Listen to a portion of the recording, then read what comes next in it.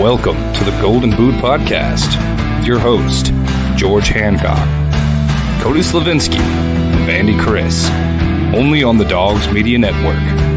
Stay golden. Good evening, everybody. What's going on? This is the Golden Boot Podcast. What's up, man? It's Friday once again. I can't believe it. Holy cow. And right now, there's some good baseball games going on right now. My goodness. But I'm excited tonight. Cody, just cheer up, buddy. It's okay. We'll get to you in a minute. Welcome in, everybody. This is the Golden Boot Podcast. You know what the golden rule is, right? What's the golden rule? Treat others. The game that's going on right now, we cannot talk about. What game? There's no game going on right now. I don't know what you're talking about. Exactly. No. I'll just smile. That's what I'm gonna do tonight. I'm just gonna smile. Yeah. We got a jam-packed, exciting show for you tonight. I am so glad to be back officially. I started for like 0.70 seconds last week, and then my internet crapped out on me. So that was just lovely. What happens when you live in Missouri? Yeah, that's what it is. It's true. That's exactly what it is. Missouri internet for you, I tell you, is great. But I'm really excited. It's been a good week. We got some work done on our house. We had a construction crew finally come in. As you can see, I got some stuff behind me here from it. But we're excited. Tonight's going to be really good.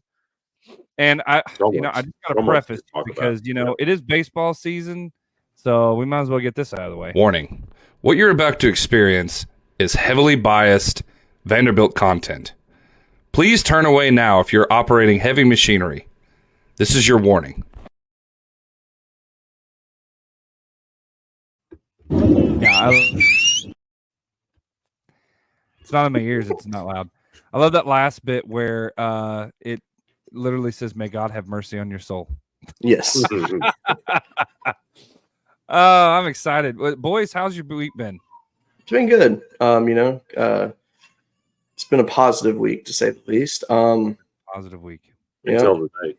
Yeah. That was just so hard to watch. It gave me a headache today, to be honest with you. But it wasn't. We'll discuss that later. I mean, you get to celebrate because you got a new job. Like things are. Yeah. But that was nice. Just kind of takes air out of the. I get it. Yeah, but man, today though, it was a team effort loss, to say the least. But it is what it is. We didn't lose to Dayton midweek, so it's all good. Ooh, fighting words. Didn't lose to Dayton midweek, Chris. I am trying to get Chris so worked up tonight that he really lays into me in a little bit like that. I want it so bad. It is what it is. Hey, before we get any further, I want you to throw your attention down at the bottom. We got a scroll down there. If you'll look, it shows you how to find us. You can find us on Facebook, Twitter. You can find us on YouTube. On I don't even know where we're live at. We're live all over the place. But like, follow, and share this broadcast with your family, friends, even your enemies. We need some baseball peeps in here. Better get some people from CB Smack jump in here. I mean, my goodness. But everybody's at games tonight. That's our problem, though. I know everybody's watching games. I mean, it is what it is. Can I just say, poor Brad? Oh God. So he's down at that classic in Jackson. They're having. Also, let me say, shout out to Brett Feynman. His articles are killing it on Dogs right now. I know it, right? I really like what he's putting out there. There's some good stuff. Love it. His article about the top 10 cornerbacks. I mean, I loved it. I loved every bit of it. Good stuff. Great stuff. If you hadn't seen it, go to collegefootballdogs.com. It's featured on there. You won't miss it. Absolutely. But no, poor Brad, man. He's at that classic in Jacksonville, and they had rain delay. Well, Auburn game may be starting right now. So, and they're an hour ahead. So it's like almost 10 o'clock. Oof. So I don't know. I'm assuming he's staying for that game because I know he wants to watch some baseball. But man, that brings back memories of when Arkansas played Missouri State until 3 o'clock in the morning, and Van Horn was screaming at the refs, "Don't you dare cancel this ball game! We're finishing this thing." At least Iowa and Auburn ain't pulling to Florida and canceling their crap. I know, yeah. We got a lot to talk about tonight. We got some football news, some breaking news. There's some victories in the state of Tennessee and Virginia today. I'm sure they're excited about that. There's I believe I have an NFL. Yeah, I do. I do have an NFL report. That's that ties really close to you, Cody. Really close to home to you. So we'll get into that here in just a minute. But with that being said, let's get into this thing. I know people have been waiting long enough. It's time for our icebreakers. Let's do it.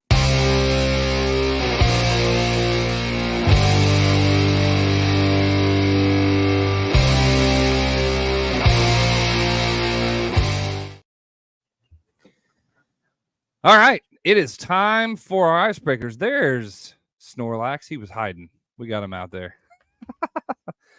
All right, so before we get started, I just want to say I am joined tonight with a very special guest for our very special segment in our icebreakers. I don't have a clap, like a sound effect, but give it up right in here. My beautiful wife, Sarah Hancock. I don't know if y'all can hear. You're going to have to talk right directly into this. Otherwise, they can't hear your squat. So if you could have seen that look she just gave you. Listen. I know, George. If looks could kill, my wife would win every time. You guys scoot over a little bit further. I'll scoot. My dog is there. That's okay. Move your dog. George, I'm disappointed in you. Why didn't you introduce her in one of your impressions? No. I mean, great. You're Smeagol. I mean, come on, man. I mean, listen. I mean, she's got the looks. No, I'm just kidding.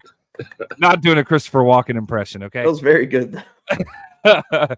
All right. So here's the deal. She's all dolled up and beautiful tonight, so we're gonna get some views. That's just how it works. But I got to tell you, there was an absolute hilarious thing. So she went and picked up pizza for us tonight. And she's gonna give me the side eye this whole time. That's okay though. I don't care. It makes me a very proud husband to know that I have such a smoke show of a wife.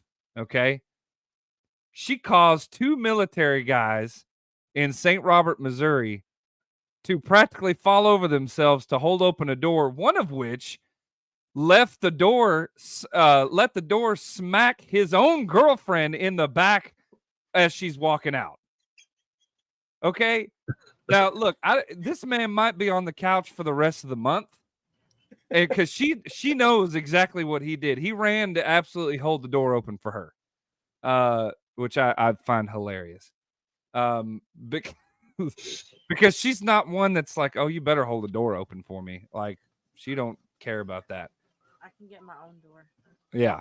If you can, you got to stick closer if you want. I said I can get my own door if necessary. Yeah, there you go.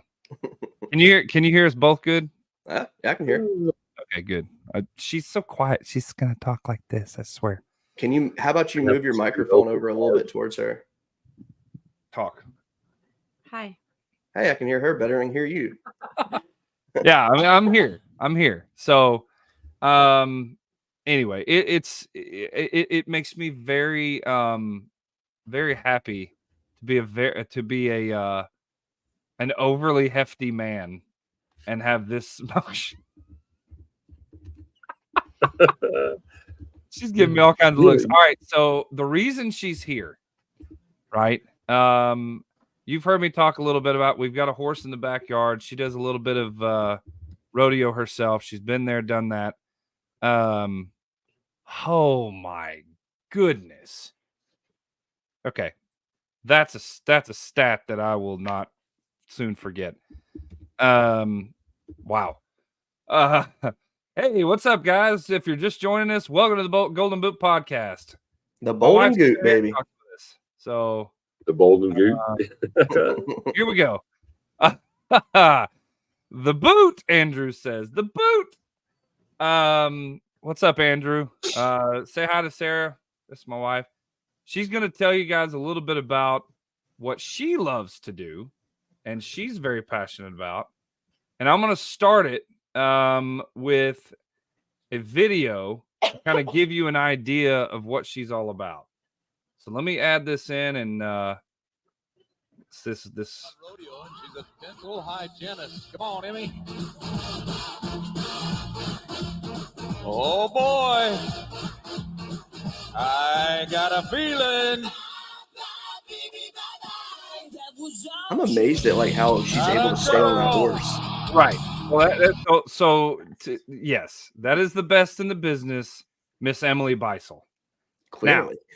Now, yeah, clearly. So Sarah, tell everybody a little bit about rodeo and barrel racing. So barrel racing is not the only part of rodeo. There's several different events in rodeo. We're going to stick mainly, I think, with barrel racing tonight. We may mention the others. The person you just watched is Emily Beisel. That's her horse Chongo. Chongo actually very much represents my horse Zoe. So that's what kind of caught my attention to start with. Emily, if you ever watch her interviews, is absolutely incredible as far as just how humble she is, how much she gives her horses credit. And she will tell you that the reason she started the leg lift and being able to save barrels is because she wasn't good at not hitting them. If you know anything about barrel racing, you can touch the barrels. You can't knock them over. If you knock them over, it's a 5-second penalty per barrel. And the idea is to get in and out in a cloverleaf pattern without missing a barrel or knocking a barrel as fast as possible. Yes. So if you knock them, you hit them, it doesn't help you out. There's a lot of different types of rodeo. There's small rodeos, which is kind of what I've done, local stuff. And then there's the big rodeos and the national finals rodeo, PRCA. That's at the end of the year. So these are pros. Emily's a pro. That's part of her job. Her other part of her job is she's a dental hygienist. So she does two things. But the cool thing about Emily is she broke an arena record last weekend. Yep. Arena records are very hard to break because rodeos typically are in the same locations every year, especially the big ones. The barrels are put up in the same places every year in those places. So breaking an arena record is a big deal. And she smoked it. With a 13-second time. It was 13 and some change last weekend on her new horse, Liza, that she rode in the NFR last year, and that she won over $47,000 on last 4th of July. So, Emily, there's a lot of others. She's not in the top of the world right now. She was in top 10 last year. I think she came into the NFR 3rd or 4th, somewhere in there. Mm-hmm. But she is definitely one to watch, and Liza is a heck of a horse, and so is Chongo, the one she was riding in that video. So, and as we're talking about this, you yourself have done rodeo, right? You've been in that saddle. You've gone around barrels. Tell everyone what it's like to be on a horse, 1,000-pound animal, moving around and turning on those hairpin turns. You have to know your horse. Your horse is your teammate. And if you don't know your horse, you don't know what your horse is going to do. Your horse isn't prepared. It's going to go south really quickly. My horse, I've had her for 6, almost 7 years. And even now, like there's things that we work on. It's a lot more work in the arena and on the trails and stuff outside of the competitions. And if you don't put that work in and make sure that your horse is taken care of, then it doesn't go real well for you. I've been on both sides of that. I've been bucked off more times than I can even like count at this point. Once at a rodeo, and it was entirely my fault.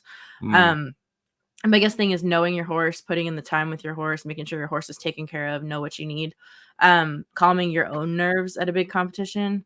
Your horse can feel it. They're a living creature, so they understand when you're nervous. They can feel it, and if you're nervous, they're nervous.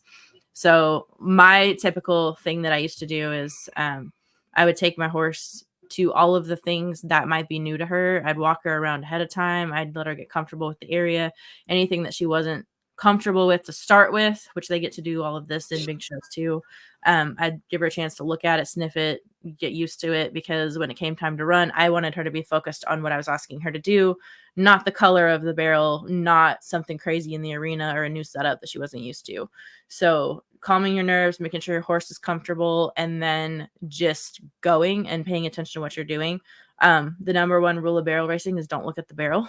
So your horse goes where you're looking, where you're leaning. Don't drop your shoulder. And if you do those things, then it's maybe not as fast. All right, slow down. You're throwing 4 million topics on here. You're going 4 million miles an hour, and everybody's like, "What? What are you talking about?" So I have a question. Go ahead, Cody. All right, so you say Emily Beitzel did 13 seconds. Okay. Yeah. So what is usually the average time that someone gets on that that's not at the top of the level of that? So it depends on which arena you're in. Every arena is set up differently. Barrels are set up in different places based on the arena, but in that particular arena, they are supposed to be set up in the same place every time.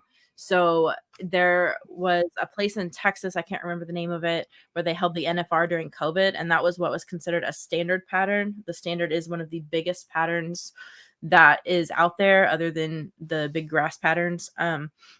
There's one in Pendleton that's like a mile. So it depends on where you're at. So that's why they call it an arena record rather than an overall record, because it's a record in that arena. The Thomas and Mack, which is where they hold the NFR when it's not COVID, in Las Vegas, the record I think is 13:41, so 13 seconds 41 milliseconds. So what's the average? Like if you and I got on a horse, what would rerun? If I ran a horse, it depends on what kind of day Zoe's having. Yeah. Zoe has never pulled a check. She's not quite there yet. She's in the 20-second range usually. Okay.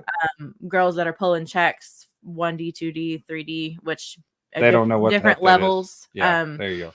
They're separated by a certain amount of time, depending on what the times come in at. They're pulling probably 17s, 18s, depending on the pin. So, and more amateur times usually. Well, and to tie in, like I know on the Golden Boot, we want to talk about all sports, right? We're not just exclusive to a few or whatever. But I wanted to tie this in kind of with where we are, if I may. So, like an athlete has their equipment, right? That they have to have, right? They need a bat. They're baseball. They need a helmet if they're in football, that kind of thing. The craziest thing about rodeo is you have a living piece of equipment that you have to take care of that thinks its own way, that if it has a bad day, guess what? You're having a bad day. And so it's a pretty interesting and remarkable thing. So we'll hear more about that coming up later on this year, because the NFR isn't until December. But I kind of wanted to give everybody a taste of what rodeo is and how really lucrative it is. There's millionaires in that sport. I mean, there was a guy that went to national finals rodeo last year that won $1 million. So yeah. Oh yeah. It's not uncommon. Like it's stupid money. And again, it depends on the animal and all that kind of stuff. So Sarah, tell everybody where they can find you, and how they can follow you, and then on Facebook. No, you don't. My name. And Sarah Hancock on Facebook. She's very shy. This is probably the first time she's talked to so many people. So, it is what it is. Okay. Well, I think thank you. That was very, very good. It's a good. So I actually have a question. Chris. So you've talked about barrel racing. Yeah. We know because there's been movies made of bull riders, like Lane Frost, Tuff Hedeman, guys of that nature. Yep. Can you tell us some other things? Because I know a Vanderbilt football player that made his commitment video while he was calf roping. So tell us some of the other events that they have in the rodeos. Sure. Yeah, just pull it to you. It's fine. So currently in the National Finals rodeo that they have in Vegas, there's bareback bronc riding, which is exactly what it is. You don't have a saddle, you have a leather rigging. There's saddle bronc riding. You have a saddle and a bronc rein that you hold on to. There's tie down calf roping, which means you rope your calf, and then you jump off your horse and you tie its legs together, and it has to stay laying down for 5 seconds. By the time you tie it and you throw your hands up, that's when they stop the clock. all of those are speed related. There's steer wrestling, which they have a partner in that sport, where the guy who's riding their horse and getting ready to wrestle the steer, the partner is making sure that the steer is running straight. Mm-hmm. They slide off their horse sideways, grab the steer by the horns, and lay it down. The clock stops when the steer is laying on its side. There's barrel racing, which we talked about. Bull riding, they have to ride for 8 seconds, can't get flung off, have to stay in the center of the bull. Half of the score for bull riding, bareback bronc, and saddle bronc is on how well the animal performs, and the other half is on how well the rider performs.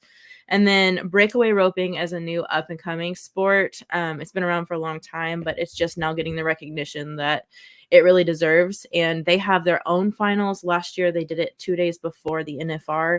So it was the NFBR for breakaway roping. And that's typically a female sport. Mm-hmm. And last year was the first time they did it that way. And they are expected to ride their horse as quick as possible, not break the barrier. So the calf has to get out first. And then they rope the calf around the neck. It has to be clean. And as soon as the rope leaves their saddle, it's got a little flag on it. And that's when the clock stops. So every event in rodeo has to do with the clock. Either you're trying to make the clock with your rough stock events, your bareback, saddle bronc, bull riding, or you're trying to beat the clock and be the fastest and clean. There's a lot. Yeah. Yes. Every one of them has to do with livestock. Rodeo, a lot of people think is really cruel. But the livestock in rodeo are actually really, really well cared for. And your broncs and your bulls that are being ridden are highly cared for. They are highly well taken care of, and they do not perform if they're not. So they actually are really well cared for animals. And some of them, you'll watch them and they'll buck and they'll buck and they'll buck and they'll buck. And the minute the rider's off, they prance around like they're proud of themselves. So they love their jobs, and, you know, they have to. Otherwise, they wouldn't do what they're doing, and they wouldn't make anybody any money. So, yep. And I've got an example as we close out this set, because we're running up on a break here. But as we close out this segment, I've got an example that I want to show everybody of bull riding. I'll pull it up right now. Stretched out and lean back, putting all the pressure on your riding arm. You know, this is the best in the business. Stetson has to learn how to do. This is Stetson Wright. Be a little less wild. Won $1 million. And the effort and the determination is always there with Stetson. He hates to get bucked off. Currently, he's recovering from an injury. He and his fundamentally just a little bit better. He's got to ride the front, get close to the front. He can't be leaning back. There he goes. What an effort. What an effort. What an effort. He just flung down right there. Ooh. Funner than watching this. That was 8 seconds. Are you kidding me? There's his brother. I love it. That is really something. Family affair there. You can. The judges can just give you the scorecard and let you write your own score, because that's some athletic ability, but more than anything, that is the guts and determination to be a great bull rider. Wow. Boy, they liked it too. 93.5. Wow. That's a really high score. The highest you can get is 100. The brothers right there helping them out. You're never, ever Now the getting all-around race looks a little interesting too, because that's going to put him up on another bull. He is definitely. So there you go. Wow. Wow. That's rodeo. And I can say Cody's face was like, what? I can say I can never do I've that. ridden a bull. It is not easy. The one that I rode was an amateur Not bull. one like that. It didn't It do is not that. one that- But I was terrified, and it's a check it off the bucket list, and I'll never touch one again. Mhm. I don't blame you on that. I might ride a mechanical bull, but that's Yeah. about That's it. easy. You can do that all day. Sure. So I have a Yeah. question though. So is Zoe going to walk you down the aisle at your wedding? Oh no. No. He will be part of our No. like photos. I guess you call them engagement photos, but it's That'll not be cool. exactly. That'd be very She is cool. going to be part of that because she was there at our engagement. So Yeah. I got you. Nice. So All right. I've actually got another video to show, and Sarah can tell a little bit about who this is after the video plays. But this is one of the greatest bull riders to ever live. He's actually had movies made after him. His name is Lane Frost. This was the last time he ever got to ride a bull. And after this video, Sarah, go ahead and tell about who Lane Frost was.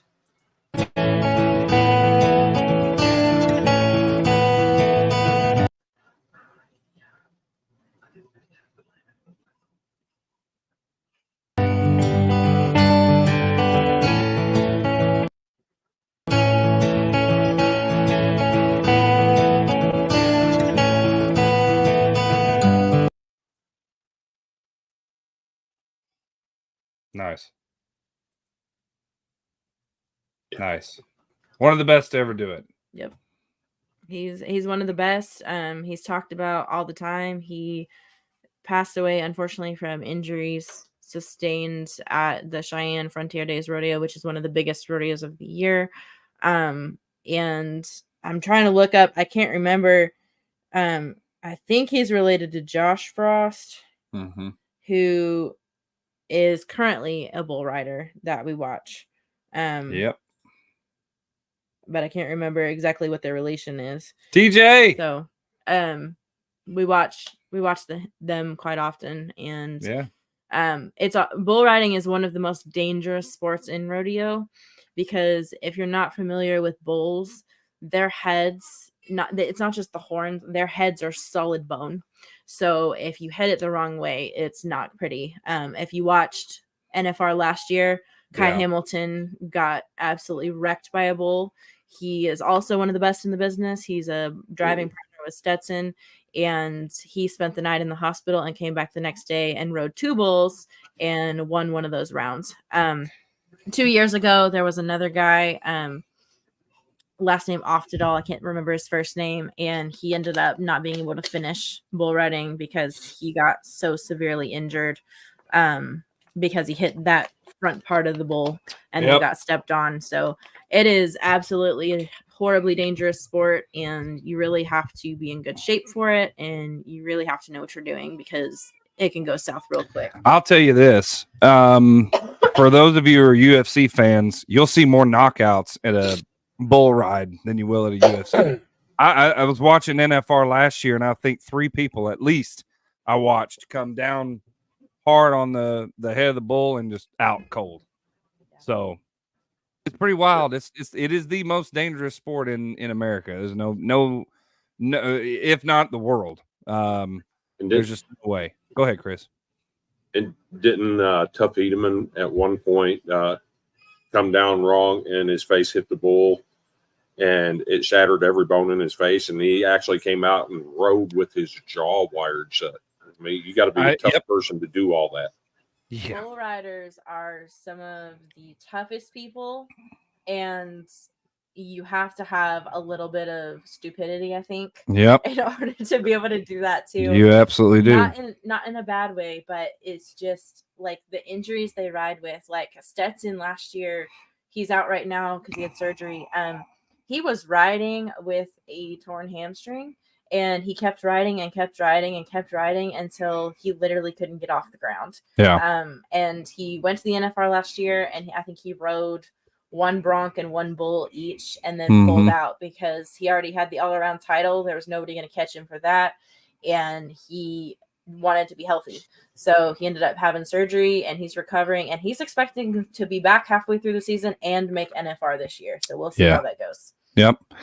With that being said, we're right up at the edge of the break, so let's take a quick break. We'll reset ourselves. Sarah, thank you. I know you took time out for coming on. Yeah, thanks for coming on. I appreciate that. Join us tonight. So everybody in the comments say thank you, Sarah. Yeah. All right. Here we go.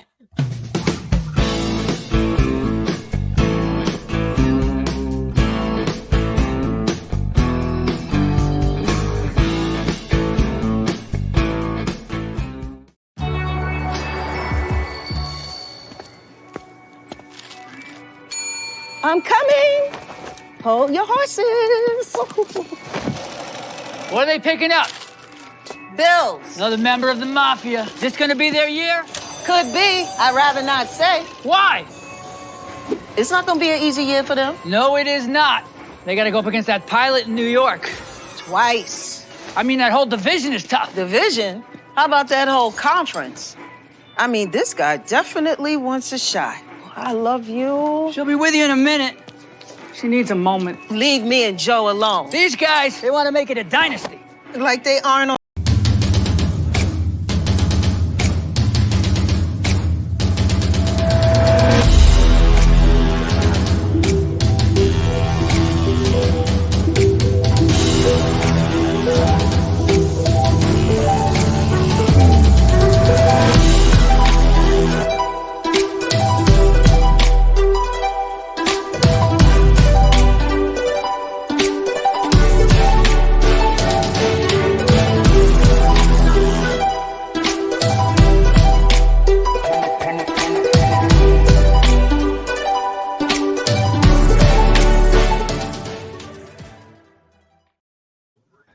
All right, welcome back to the Golden Boot Podcast. Let me see if I can actually hear myself. What is happening here?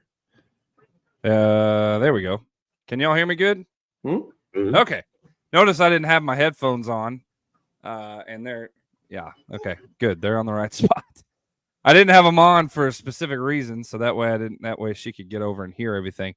All right, let's I've got some I want to show you guys this. So let's get into a little bit of college football 25 news. I mean, this is pretty crazy. I was actually I commented on something today that we get a college football game quicker than we get GTA 6. How about that?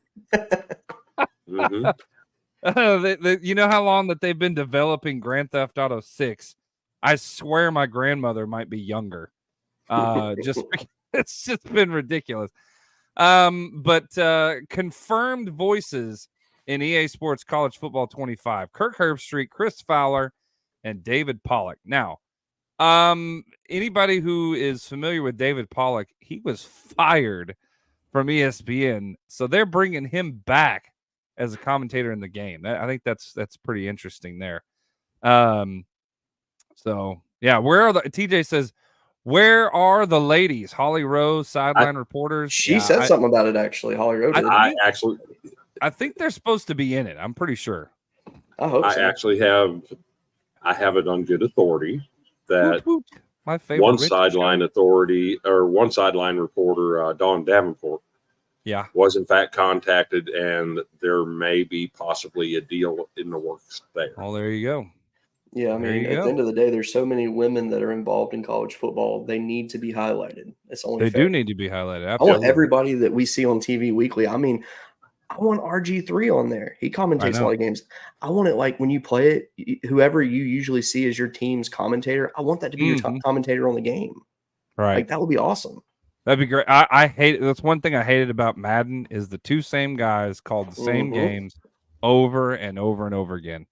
If they could actually get several where it alternates between, and you may get Kirk Herbstreit and Chris Fowler this week, or you may get Kirk Herbstreit and David Pollock. I mean, you don't know. I mean, it could be all over the place. I do have one issue though. What? And that is, I don't see Lee Corso or Pat McAfee's names. Well, it says show more, but I don't know who exactly will be there. Their image would be on there if they were. I was thinking, yeah, I would love to see Pat McAfee in this game. Oh, no. Listen, there are plenty of women who know college football better than most. Should be 3 or 4 different ones on the sidelines in that game. TJ, 100% agree with you. 100% agree with you. Cannot wait. Been waiting on this for literal years. Exactly. Yeah, Sarah, thank you. That's like getting Chris Collinsworth every night game. Yes. God almighty. I swear that guy could put a tractor to sleep. Go ahead. There's something very interesting when you think about this. Yeah. EA Sports College Football is what started the entire NIL landscape. Yep. And there was some news on that front today too. There was. Now, what's crazy is this game, they've held up games for years. Since 2014 was the last one, right? NCAA 14, I think it was. Which is still $38 if you're trying to buy it, by the way. That's cheap. A game that was what it was. A game that was made back in 2014 is still $38 on the cheap end because you don't have any game. So, but it did come out where each player, 11,000 players in FBS, are going to be paid $600 a piece minimum. And that's what was basically holding up for the last however many years. So there was a comment that said, so wait, so the NCAA and $600 is what held up games for the last 10 years? No. $6.6 million if you do the math correctly, because every single player is getting money. So all 134 teams, every player on the roster of every team. Yep. And that's what started NIL to begin with. Is people, these players wanted to be paid for EA Sports making money off of them, right? And that's what started the whole NIL landscape. And and that's what was envisioned when they brought NIL up. Is for somebody like EA Sports to say, hey, we're going to use your likeness and image and your name, and we're going to pay you for it. That's what that's the way it should be. NIL is. Yeah, and that's in my opinion, that's the way it should have been used. I don't agree. I'm just not on board with paying someone millions of dollars before they set foot on a football field. I mean, for sure. I'm not in that game. There is some breaking news though on a player announced that they are officially in the game. Yeah, let's see who. AJ Swan is officially in the game. AJ Swan is officially, you heard it here, folks. Breaking news tonight.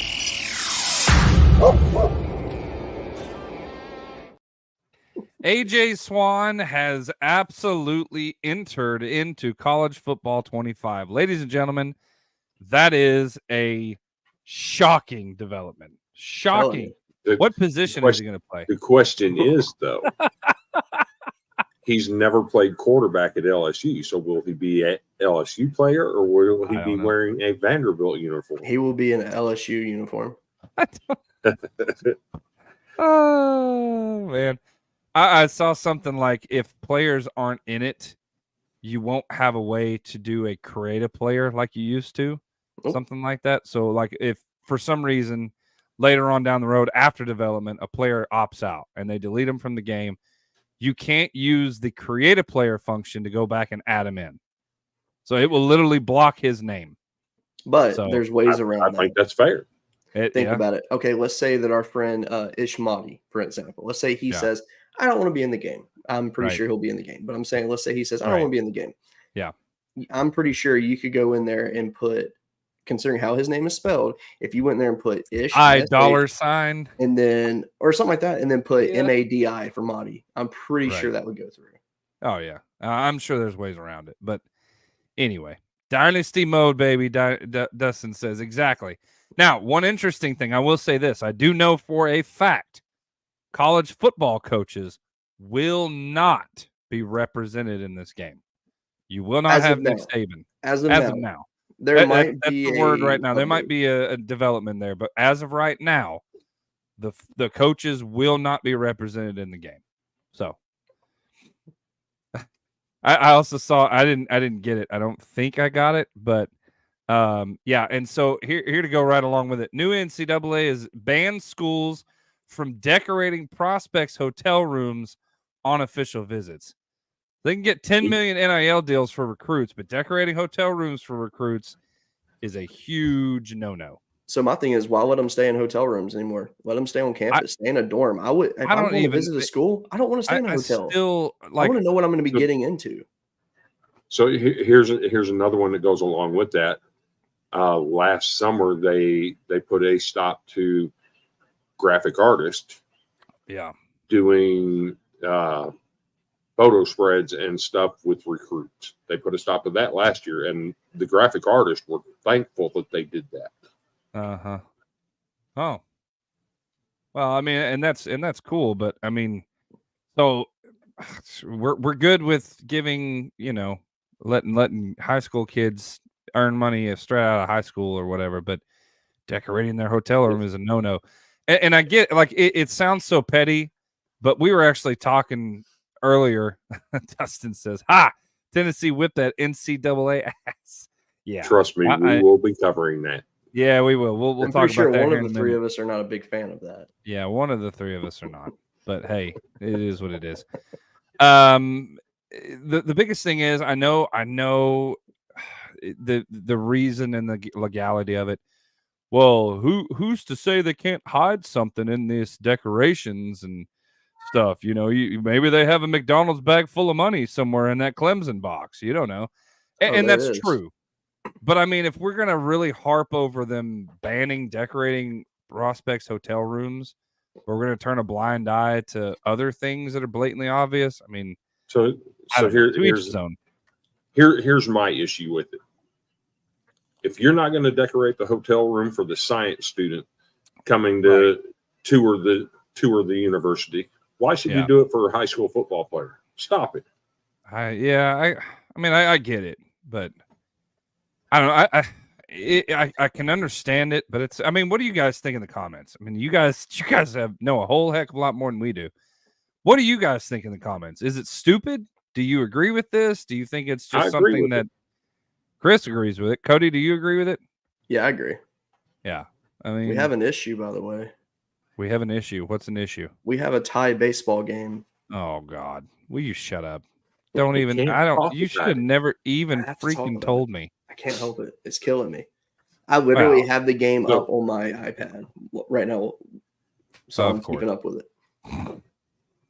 So Dustin says this, that another big L for the NCAA. Let's go ahead and bring up this graphic real quick. Womp, womp, womp. Yeah. The NCAA cannot enforce NIL for the time being. There's a misconception about this. They can only not enforce it in the states of Tennessee and Virginia because no other states signed on to the lawsuit. Mm-hmm. So as of now, it's only Tennessee and Virginia that they cannot enforce it. Right. The problem is this thing's going to get appealed. Yeah. And rightfully I would absolutely think it would. Dustin says he loves every minute of it. Let me caution you. Be careful what you ask for.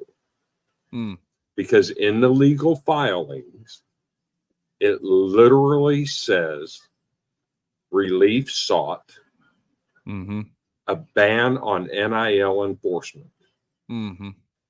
You're asking for no rules. And if you get no rules, if you think it's the wild, wild west now, wait until you get no rules.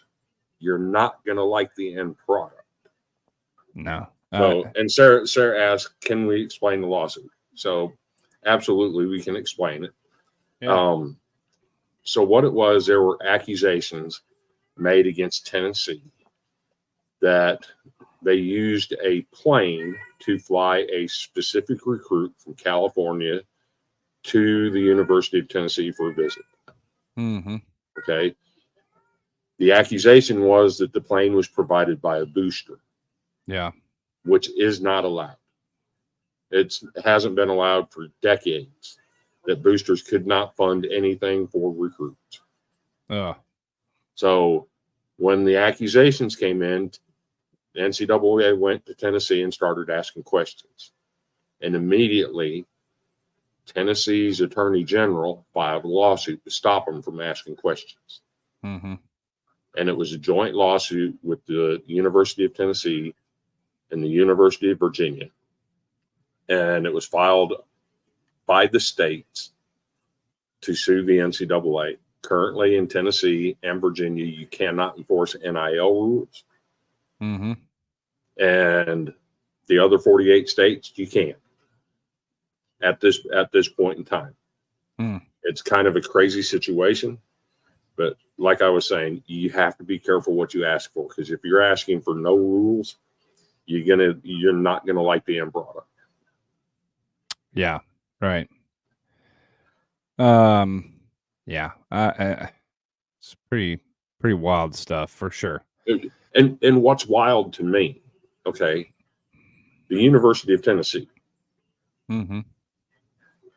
is the one who went to their state attorney general and asked him to file this lawsuit because they feel like they've been treated unfair because the NCAA was asking questions. Let me remind you that this is the University of Tennessee that just had the most NCAA violations in one complaint in history.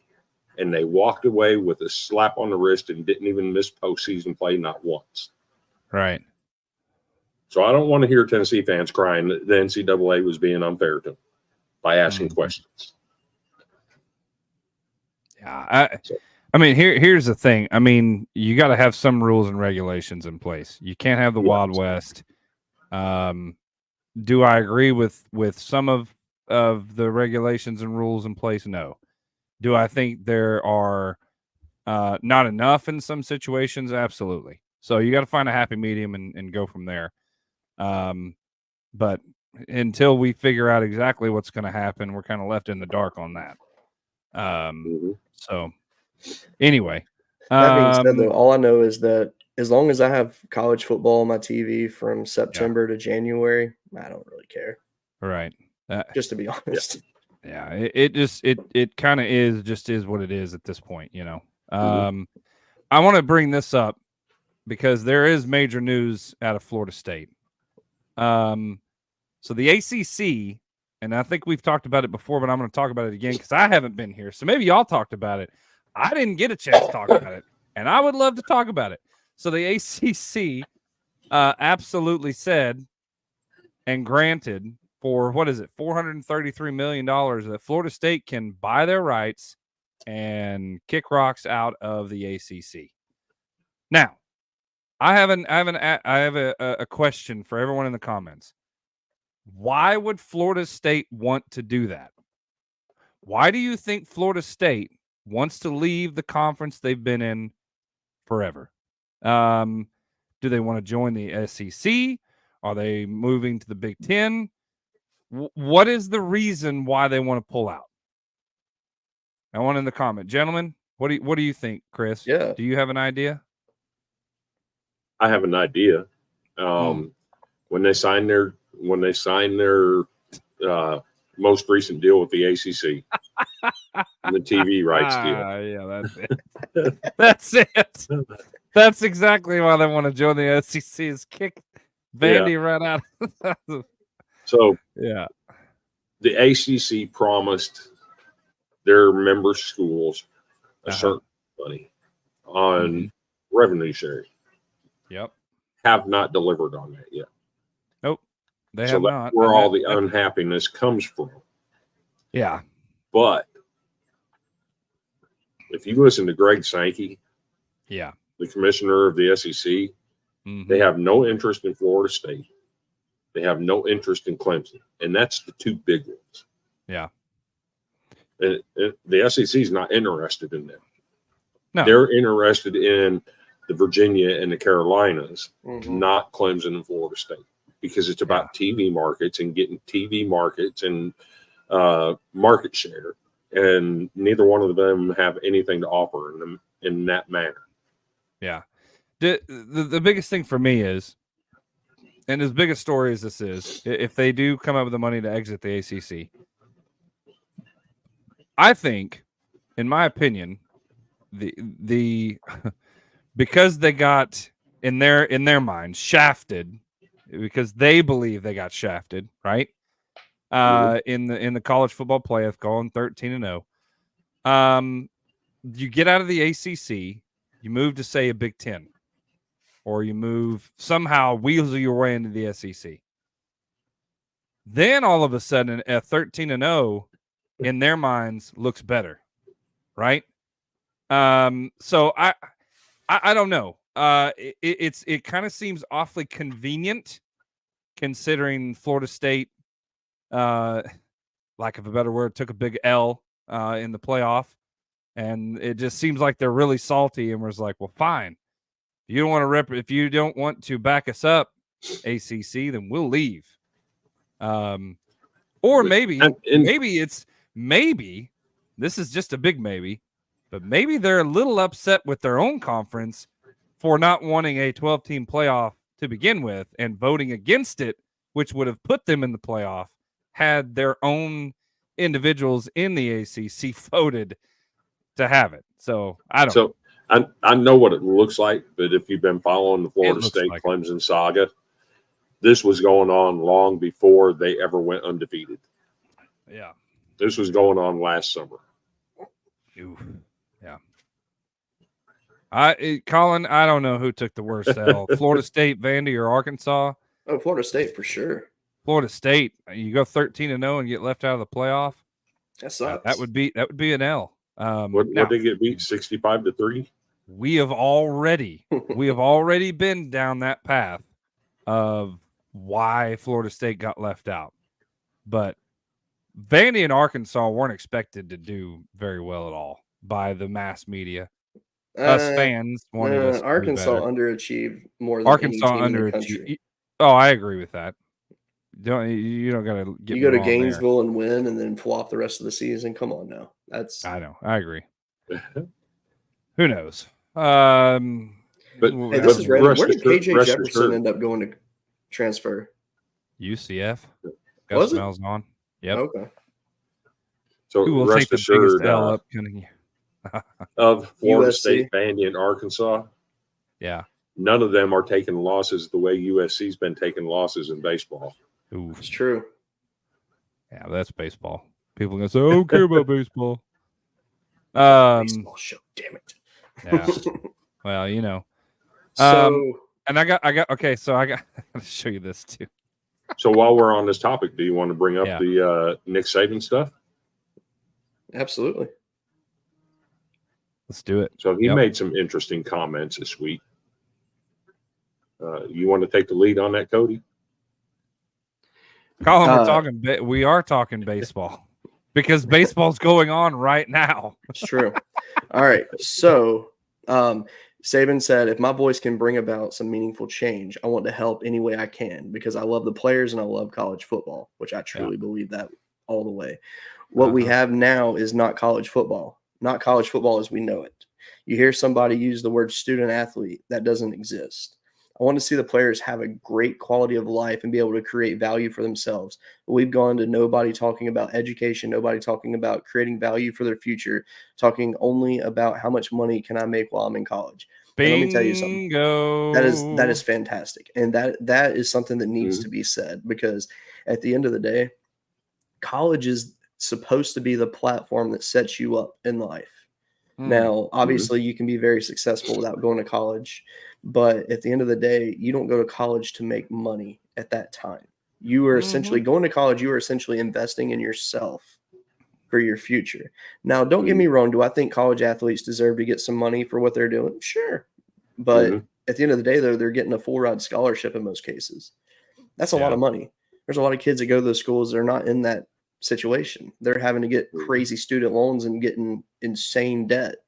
I mean, how much does it suck knowing you go to college for 4 years and then you literally end up with $100,000+ in debt right when you enter the workforce, and then you go into a career field that says, oh, well, you need 5 years experience to get this job, and these kids they're not going to have that, and then you have to go in and to the workforce making $15-$20 an hour if you're lucky to pay off, and then only to pay off this debt. I mean, that sucks. So like, I get why athletes want to be paid, but at the end of the day, I mean, I'm sorry, but I don't think a kid coming out of high school that's 17, 18 years old should be getting millions of dollars to go play football. Like, that's stupid. No. If that's the case, go to the UFL, or let athletes have the option to skip straight to the NFL, which would be a nightmare because the NFL is so much different than the NBA, because an athlete could go from high school to the NBA and it not be too much of an issue. But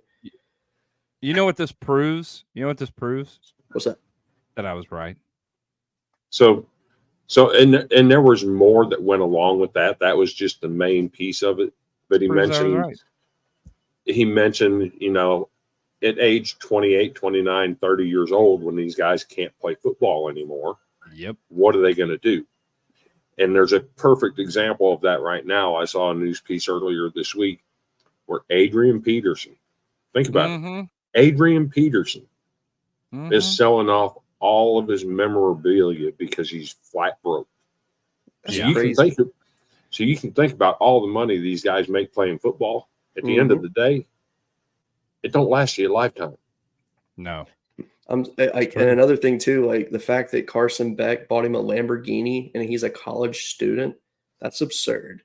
It is absurd. Nice vehicle. Don't get me wrong. I mean, it's very cool, but it's still stupid. It's craziness. It's insane. But like I said, and I'm not being funny here, but when I straight up said one of the reasons that Nick Saban retired, well, that statement pretty much covers it right there. Yes. Nobody talking about creating value for their future to talking only about how much money I make while I'm in college. So it leads me to Nick's really tired of people saying how much, asking how much money they can make in college. Absolutely. And, another thing too to think about, most of these college athletes, they get an insurance policy on themselves. So if like they're injured or something in college. So my thing is this, if you're someone that's going to insure an athlete, how are you going to, approach this knowing that, oh, well, this athlete's making $3 million a year right now in college. Why should I accept this claim, or accept them in my program? Like, I feel like that's going to mess that up a little bit too. It's interesting you bring up the insurance. I'm old enough to remember when Chuck Long was in college at the University of Iowa. Mm-hmm. In his senior season, he took out an insurance policy for $1 million on his arm, where if he injured his arm and he could never play football again, it would have paid him $1 million. Mm-hmm. And that was back in the 80s. Right. Yeah. Like that, pretty wild. I get that. I totally understand getting insurance on yourself like that. That makes sense. But I mean, do you think that they're going to adjust the pricing on how much you have to pay now for insurance? That's a great question. I mean, shoot. You have to. And then how much does that suck that if, let's say you spend $100,000 or something to insure yourself throughout college and you never get hurt, that's $100,000 you'll never have back. Yeah. Well, and here's to piggyback off that. I mean, here's the mentality that we're going to, right? College athletes now think they're in the NFL. That's basically what it is, right? So here's the offseason. Justin Jefferson is looking for an annual salary of over $30 million on his next contract to reset the wide receiver market. This is where. So here's where things get crazy for me. All right, I get it. You're one of the best in the business. Mm-hmm. Make your money. But I hate the term reset the market. Oops, I went the wrong way. Reset the market. I hate that because you're just moving the bar higher and higher. What's that telling a college athlete? What's that telling a high school for more kid? money? Oh, ask for more money. Absolutely, ask for more money. Am I crazy? I love me to some think Justin that? Jefferson, but that's insane. I don't think you're crazy at all. Am I crazy to think that we've gone way off the deep end? And here's one of the reasons why is because every freaking year we got somebody who wants to reset the wide receiver market or reset the quarterback market or whatever. I like we have a cap for a reason in the NFL, right? And I get where some people have more cap space than the others, but guys, I mean, we have inflation, we have this stuff, dude. I don't care who you are in the NFL. $100 million a year is too much. $30 million a year is too much. Way too much. You don't. I get you. You want to be the highest paid. That shouldn't be a competition, in my opinion. No, but whatever. I mean, and you have another issue too with that. So he's asking $30 million. That's fine and dandy. But the problem is that's going to destroy cap space instantly. Yep. And another thing is this. Okay, so he plays for the Vikings. Obviously, the Vikings are in a situation where they're not in the best of places as a program. No, they have a lot of pieces they need to add. So what you're saying is you want $30 million a year. So we're going to, take away money that could be used for other positions to build up the team. That's a me over we effort, and that's not a team player attitude. No, and like what Tom Brady taking a pay cut years ago. Yep. Look at Devontae Adams. Can we talk about Devontae Adams? Yeah. JQ, you're in here. He wanted so much money and wanted to go play with his high school buddy over at the Raiders, right? Yeah, Derek Carr. Derek Carr. Thank you. Couldn't remember his name for a minute. But like what has he done? I mean, he's led the Raiders in receiving yards. That's not saying and he's much. Been like the number one receiver as far as yards go. But there's actually talk of the Titans going after him because the word is he wants out. Oh yeah. But to address the comment from JQ, I don't think JJ should be the market setter. I hate that term market setter though. That's my problem. So, but here's the thing. you got a guy like D-Hop right here in Nashville, Tennessee, that's done far more in the NFL than Justin Jefferson. Yeah. So why should Jefferson be setting the bar? Well, I think he sees it as the point of, in his short career in the NFL, his numbers are higher than anyone else's that's ever come before him at this point in their career. And game's changed. I guess he's saying the game's changed. It's a young man's game. He's like, pay me. That being said, the Vikings can say no, sorry, so well, I mean, and in essence, that's probably what's going to happen. The Vikings aren't going to pay him. They're not going to have. They don't have the money to pay him. And here's the problem. What Justin Jefferson is going to think is, cool, I'll get my $30 million, but then he might end up at Washington. He might end up at some other team. He might go to Chicago. He might go to whoever's got the Arizona with that is in dire need and dire straits. Yeah, you're making money, but you ain't winning no more. Exactly. So then what's going to happen? And therein lies the problem. Yep. Is you start having athletes that want more money than they want to win. Absolutely. Yeah, and it floors me. My own quarterback that I used to love, and JQ, you back me up on this. Aaron Rodgers was the world's worst every single year, trying to set the market. Essentially, what Justin Jefferson wants is a Bobby Bonilla deal. And as a baseball fan, you know what it is. It's a great comparison. Yep. Man, Bobby Bonilla had the greatest agent ever. He hasn't played in 20 years, and he's still getting $1 million paydays once a year. Yeah. I mean, the fact that we celebrate Bobby Bonilla Day, that should say it all right there. Yep. Right. Exactly. I mean, what do you guys think? JQ, what do you think? I mean, we got a few people in here. What do you guys think? Put in the comments what you think. Do you think we should have market setters? Do you think that should be a normal? When does it stop? Yeah. In 5 years, you'll have $80 million wide receivers. That's where we're headed. Stupid. You'll have $100 million wide. I mean, it wouldn't be unheard of to have wide receiver making $100 million. Where does it end? There's no wide receiver in the NFL worth $30 million a year. I don't know if you can argue with me all day long, and I'll say it till I'm blue in the face.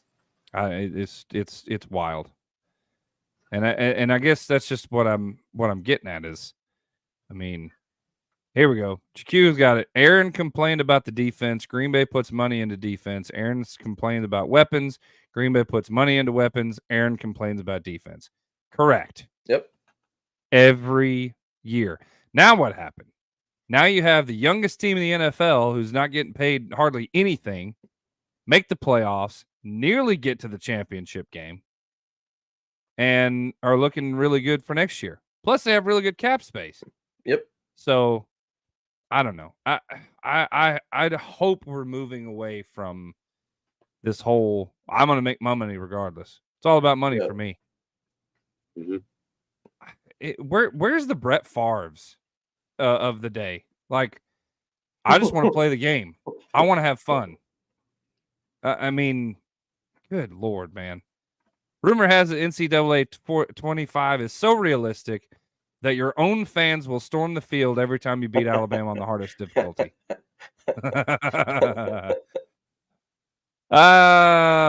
Spoken like a true Alabama fan. I like that. That's funny. I love that. That's really funny. College football's early. Oh, this is another one. So did y'all hear this? College football's early signing period is expected to move earlier in December, ahead of the opening of the transfer portal. It began the Wednesday before conference title games. Leaders are also looking at adding a summer signing period. This is getting. Why would they do a summer signing period? That's so late. Good question. Because we are in the NIL and the transfer portal has made it to where you might as well leave it open all year. You might as well willy-nilly sign a national letter of intent and go, oh, you know what? I changed my mind. I don't want to go here. I'll go over here now. Yeah. I can transfer 47 times in my 4-year career and then go to the NFL. What are we doing? Q says, but big difference between JJ and Ayuk. I mean, true. But still, You got. I mean, 30. You got to admit, GQ, $30 million a year, bro. Do you want to know what the biggest difference is between Ayuk and JJ? What? One just took his team to the Super Bowl. The other did not. There you go. Well, one's quarterback got hurt, but to be fair, his quarterback is Kirk Cousins. So yeah. Anyway, what do you think about this early signing period? No. Yeah. Not at all. I say no too. It's craziness. There's too much to focus on at that time. Yep. And let me be clear on this. As long as you have coaches like Sean Elliott doing what Sean Elliott just did. What do you do? Explain to everybody what he There's knows. always going to be the argument about the transfer portal and letting kids transfer. Yeah. What do you do? Tell everybody what he did. 2 days after spring practice started at Georgia State, he resigned as the head coach to take a position coach job at South Carolina. The same South Carolina that refused to interview him as a head coach after he went there and won games as the interim coach when Steve Spurrier quit. Yeah. And as long as coaches are allowed to do that stuff, we're always going to have the argument about the transfer portal. Yep. It's true. I have no respect for what Sean Elliott did. Yeah. It's classless. That was pretty classless. So there's our icebreakers. Y'all have anything else for those? We did a bunch. Yeah, actually I do have a couple to share actually real quick. Okay. They'll be really quick. Okay. So let's talk about this is my favorite image. It is. Okay. It's Austin Peay's baseball coach. He's Chris's favorite coach because, as you know, Chris loves his Mountain Dew. So, about to say, Chris is already drinking one. Good God! Like that's just amazing. That is amazing. See, you got still picture of him there. Yeah. The best part was last summer when he got ejected from the game. Mm-hmm. And he was drinking the Mountain Dew on the field while he was walking off the field. That's funny. Can we talk about something though? What's that? Since we got Austin Peay up here, can anybody explain to me what the crap Mississippi State is going on? I mean, before we get it deep into baseball, how about this, George? How about we take a break real quick and then come back and we'll break off on some baseball stuff. Yeah, let's hear from Bones Coffee. We'll be right back on the Golden Boot podcast. Boy, that's mediocre. Then what the f are you doing? I was drinking that. No, you were surviving it. Give excitement a try with Bones Coffee. Click on the link below to order some for yourself. Here.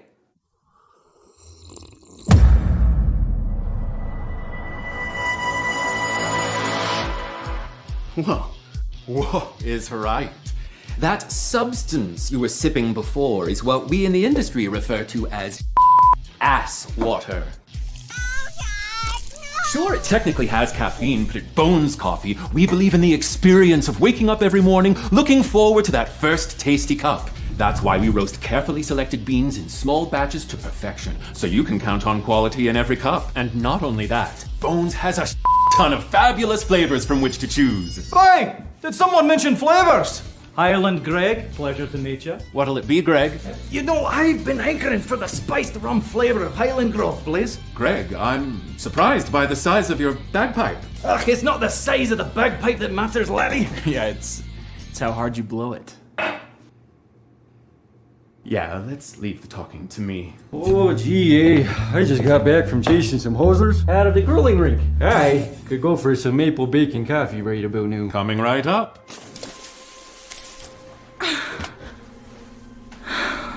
Hey, kid. You single? Yeah. That's why this place looks like Here you are, my salty siren. Thanks. I need the salted caramel chocolate pick-me-up after dealing with this loser.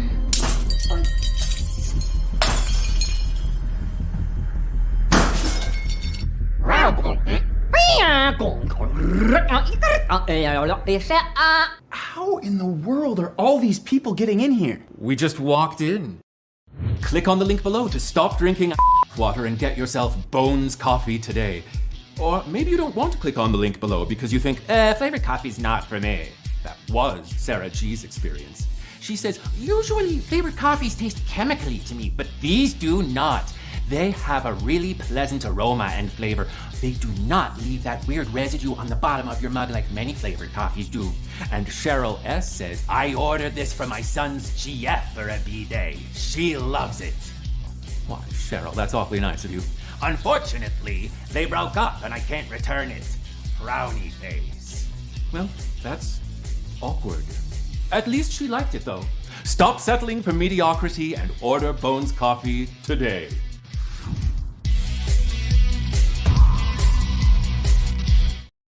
The Golden Boot Podcast, Mondays and Fridays at 8:30 Central, 9:30 Eastern, only on the Dogs Media Network.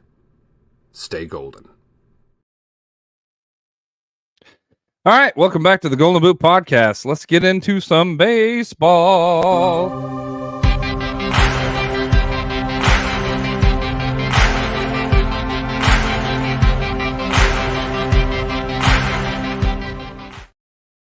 I have breaking news. Breaking news. What's up?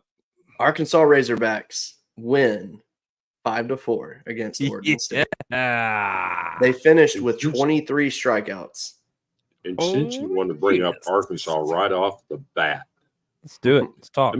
Let me show you this pitching line. This is absolutely incredible. Hagen Smith, who started for Arkansas tonight, his first 5 innings, he had 15 strikeouts. Now do the math on that. You get 3 outs per inning. 5 innings. That's 15 outs.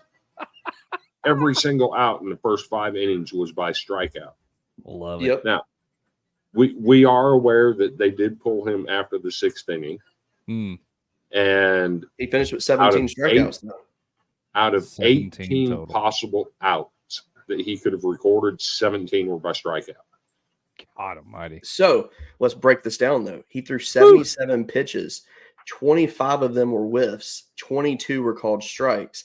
And he averaged 96.7 miles per hour on his sinker and 85.1 miles an hour on his slider. Jesus. So it's crazy. Gentlemen, is it too early to say there might be a new Paul Skeens? No. I'm not going. I wouldn't go there yet. Now, if he keeps doing it, I said, is it too early? Oh yeah, it is. Yeah, okay. It still is. Okay. Just because go off last week versus this week. I mean, that was. I know. Skeens didn't have a game like that last year. And speaking of last week and this week, a guy for Vanderbilt last week pitched three innings, walked 7 guys in 3 innings. Today, comes in relief and pitches 3 innings, gets 3 strikeouts. But this kid hit 103 today in February. What? Who does that? Apparently, he didn't have the shits today. This is true. Oh man, it's crazy. Wow. But I actually got a video sent to me today. See, back in the day, I realized that somebody who was a huge sports fan. Okay, so much so that every year he would put out an NCAA bracket. And I got to respect him as a sports fan. Oh yeah. So we've continued this email exchange every once in a while. He sent me a video today. And Cody, he told me to give this video directly to you. GQ, I'm going to save your comment. I don't even have time to read it. Go ahead, Chris. Go ahead. We'll talk a minute. So Cody, this is a special message just for you, sir. In no world should LSU lose a Friday game against Stony Brook. That name hasn't been mentioned since I was the greatest president in history. Look,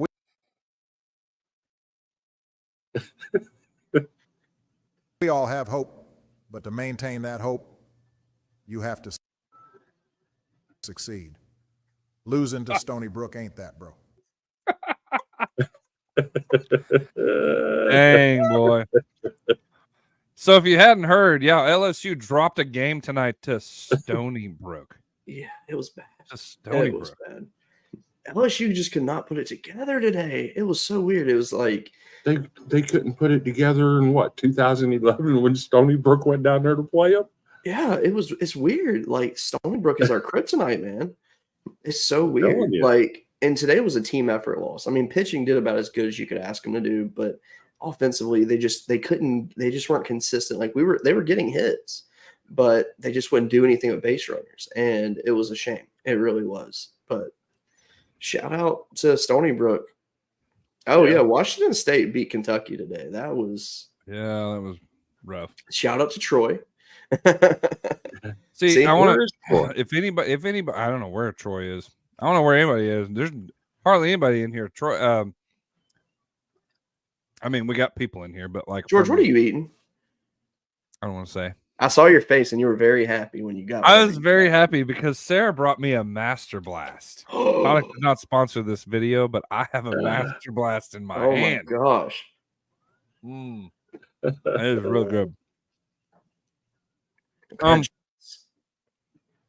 And you should be jealous. It's very good. It's Reese's. Thank you very much.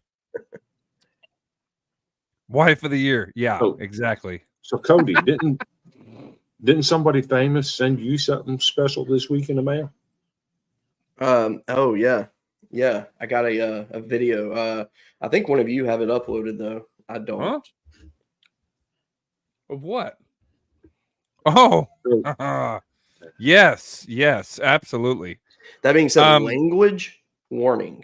Yeah, language warning. If you have kids present, you might want to put some earplugs in their ear. Earmuffs about the next 2 minutes. Earmuffs, as Will. What's his name from?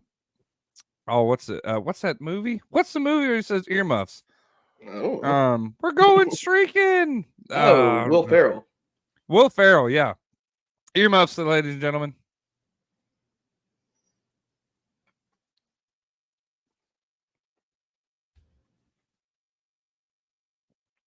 I don't know why it's stuck. 13 Ole Miss, 12 Missouri, 11 Kentucky. It didn't play Georgia, the beginning. 9 Auburn. Yeah, I know. Here are my SEC baseball power rankings. 14 Mississippi State. Serious, what the fuck is happening there? 13 Ole Miss, 12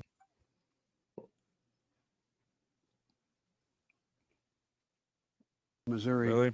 11 Kentucky, 10 Georgia, 9 Auburn, 8 Texas A&M, 7 Alabama, 6 Florida, 5 Vandy boys, they need to get their shit together, 4 South Carolina. Coming in at number 3, Tennessee. Tony Vitello has a solid roster. It's like we're watching the real Joe Biden. Right. Number 2 is Arkansas. How the fuck do you lose to James Madison? Get your shit together, Van Horn. And number 1 is your LSU Fighting Tigers, led by the best coach in America, Jay Johnson. These are my rankings. Vote Trump in 2024. God. Not anymore, Joe Biden. They're not number 1 anymore. The best coach in America that loses to Stony Brook. Yeah. And hey, and apparently Van Horn must have got that video because he got it together tonight. So shout out to the man. Yeah, that was a big deal. Because, as you know, last time we met Oregon State was in the College World Series. We dropped a foul ball in game 2 to seal it. Would have game 3 and beat us. Oh, I know. Trust me, I remember. So there was a lot of talk of this being a revenge game. Of course, everybody played it off like, no, this isn't a revenge game. I don't know. I don't know if it's a revenge game or not, but I can tell you this. It feels really good to get that victory tonight, especially after your pitcher come out and threw 17 strikeouts, your starter. It feels really good to end up 5-4, especially with a team. Now let me do a comparison here. I know the competition was maybe a little stiffer with Arkansas's opening weekend in JMU versus whoever Oregon State played. Oregon State has 14 home runs on the year. Arkansas had 4 coming into this ball game. The offense for Oregon State was miles ahead of Arkansas in pretty much every stat. Mm-hmm. And Hagen Smith to come out and throw 17 strikeouts after literally being pulled after having a 46-pitch first inning, his first start this year.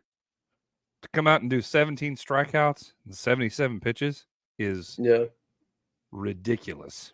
Ridiculous. Yeah, but then the pitchers that came in behind Smith, they threw 3 innings. They maintained, kind of. I mean, they allowed 5 hits, 4 runs. They had 4 strikeouts, no walks. That's nice. 1 wild pitch and allowed 1 home run. So Gage Wood, the closer. Mm-hmm. That kid. Wood is the one that allowed the home run. He does. He usually allows a single, but it didn't matter.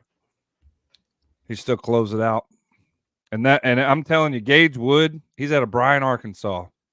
Kid literally grew up wanting to play for Arkansas. That's a difference in baseball versus other sports.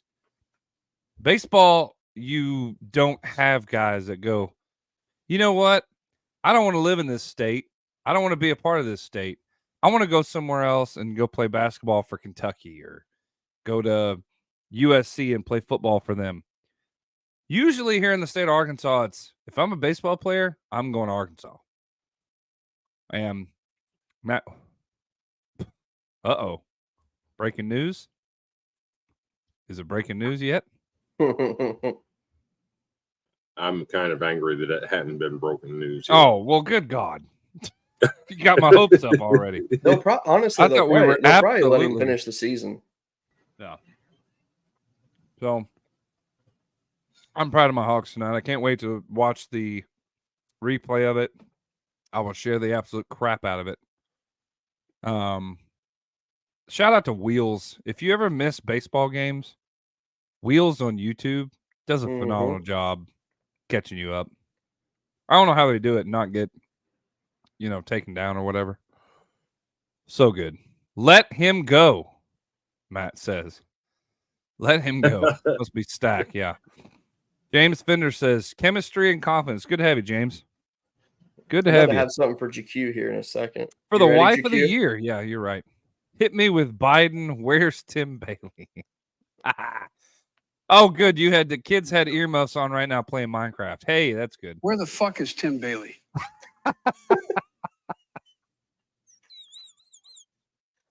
Earmuffs. Golly, this is a family show. Bailey? Oh, my God. Where the fuck is Tim Bailey? Oh, Jesus, Mary and Joseph. Do you know how many times we hear that on a daily basis from our fearless leader, El Presidente? Best clip going. Yeah. So that flashed on the screen about firing Jerry Stackhouse. Mm-hmm. Did you guys happen to catch his post-game press conference the other night? Yeah, we're running. Let's take a quick break. And then we'll come out and close this thing out with this press conference and get into a little bit of the rest of baseball in this press conference. We'll be right back on the Golden Boot Podcast, right here on the Dogs Media Network. Stay golden.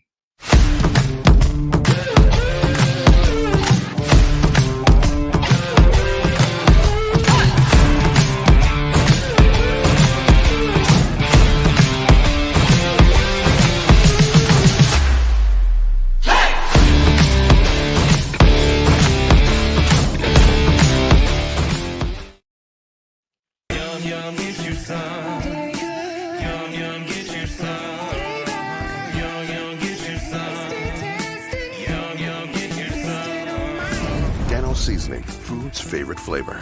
Yum, yum, get you some. I'm Joe Burrito, your favorite burrito. Whoa, whoa. Joe, Hey. we all know you're the best. What? You can always do better. What you got? Try the new Dano's Hot Chipotle. Hey. Ooh, that's spicy. Yum, yum. Yum, yum, get you some. Loser team like. All right, welcome back to the Golden Boot Podcast. Where the points don't matter. No, I'm just kidding. We're not who's last. That's a great Points don't matter to Jerry Stackhouse, that's for sure. That's exactly correct. So, well, before we get into that, I guess we were talking baseball. So, let's bring up some scores, shall we, for tonight? Let's do it. And today, we've already talked about LSU. LSU lost today. Jock Hugh, how did your team lose today to a terrible Washington State team? Such a disappointment. I would never lose to a loser team like Washington State. Kentucky is a team full of losers. Was that who? That was was that who I thought it was? That was Donnie T, baby. Mm-hmm. Damn, Jock Hugh, what did you do to write that? Let you hear him again. Jock Hugh, how did your team lose today to a terrible Washington State team? Such a disappointment. I would never lose to a loser team like Washington State. Kentucky is a team full of losers. Let too many runs on the bags. Yeah, that I feel your pain there. Yeah, that's what happened against JMU, which everybody tried to give me so much crap about them dropping a game to JMU. Blah blah blah blah blah. We still won the series. I don't care. Oh well. Yeah. So, anyway, LSU drops one. Who's got the scores pulled up here? I've got them. I can get them all up today. Yeah, Texas. the biggest one though is Kennesaw State. Texas. Well, yeah, that one. But I was really Texas Tech. Yeah, 32. Bounced back big time. 32-5. Sarah, such language. I know. What'd she do? Wow. How the F does Ole Miss? They lose to High Point while they're at their low point. Correct. Ole Miss and Mississippi State are at the bottom now. I'm going to say that right now. Both Mississippi schools are at the bottom.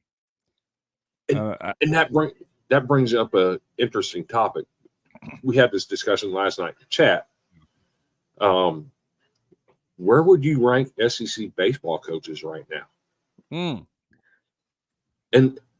And the general consensus is you got to put the ones with the rings at the top. Corbin, Sullivan, Bianco, Lamonis, and Jay Johnson. You got to put them five in a group of their own because they've actually won championships. Sure. But even though we kind of all agreed that Van Horn and Tony Vitello are better than Bianco and Lamonis, can you really put them above those guys that have won titles? I mean, a ring says it all, to be honest. I mean, while I think that the other two are better coaches, I mean, if you got a ring, you got a ring, and you can flash it around. So right, I guess it brings up an interesting discussion. Well, here's an even more interesting discussion. JQ, you got some explaining to do. What the heck is this comment here? I got to scroll up to find it again. So, who are y'all casting in the remake of Tombstone? Wyatt, Jake Gyllenhaal, Morgan, Austin Butler, Virgil, Daniel Day-Lewis, Curly Bill, Pedro Pascal, Johnny Ringo, Ewan Rion, and Doc Shia LaBeouf. I actually like that cast. Well, Johnny Pedro Ringo. Pascal, perfect. I think Jake Gyllenhaal would do fantastic in the role of Wyatt, just to be perfectly honest. This is the most random thing ever. Why did you? I saved it because I didn't even have time to read it. That was the most random thing ever. That was pretty good though. Well, Johnny Ringo, you look like you've seen a ghost. Oh, it got proposed Kentucky maybe 4-1, but they're trash. And I had to figure out an age-appropriate cast because everyone was saying too many old people. Too many old people. Yeah. I mean, honestly, you could have Nicolas Cage star in it. He'd be fantastic. You could have. Listen, I've got to get there. Because my hair is on fire.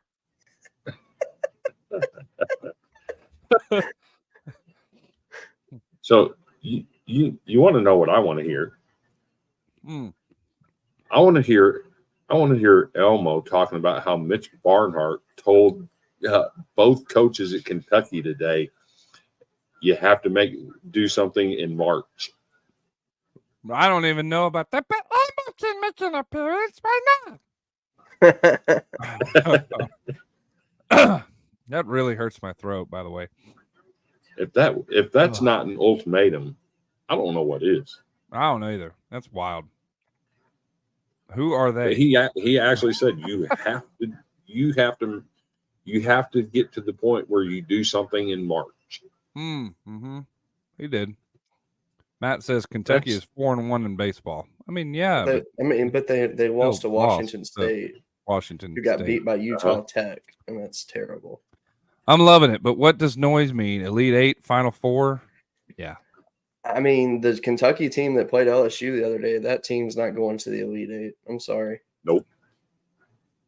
I mean, they'll make the round of 32 maybe, but it was wild. I can tell you who else isn't going to the Elite Eight. Arkansas, that's going to be absolutely 100%. We are not even making the NIT.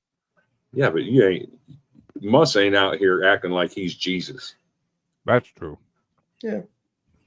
And you ask me what I mean by that. Well, if you didn't catch Jerry Stackhouse's post-game press conference the other night, you missed a classic. Well, I got to throw this warning up if we're going to talk Jerry Stackhouse. Warning. What you're about to experience is heavily biased Vanderbilt content. Please turn away now if you're operating heavy machinery. This is your warning.